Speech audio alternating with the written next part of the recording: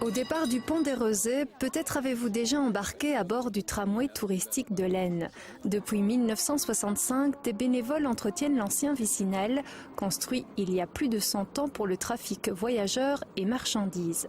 Afin de redynamiser ces activités, l'attraction touristique vient de se doter d'un nouvel outil. Un tram-restaurant, ça ne court pas les rues et en Ardennes encore moins. Donc on va pouvoir transporter des gens qui mangent ou bien louer notre voiture à des gens en groupe qui veut quelque chose de spécial, de l'incentive pour employer le mot à la mode. Entre 15 et 35 convives peuvent embarquer à bord de ce tram gourmand. Les bénévoles du TTA s'occupent de la partie tram et ce sont des restaurateurs et traiteurs de la région qui proposent des formules de repas originales à bord. L'idée est géniale.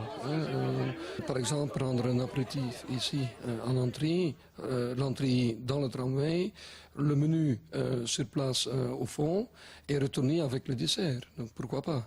La restauration du tram a permis de concevoir jusqu'à 8 places pour les personnes à mobilité réduite. L'entreprise CMJ de Aisne a permis la renaissance de cette voiture des années 50. C'était une épave, la même que celle-ci, qui servira d'ailleurs pour les éventuelles pièces de rechange. Je pense que c'est à peu près 2300 heures de travail en gros.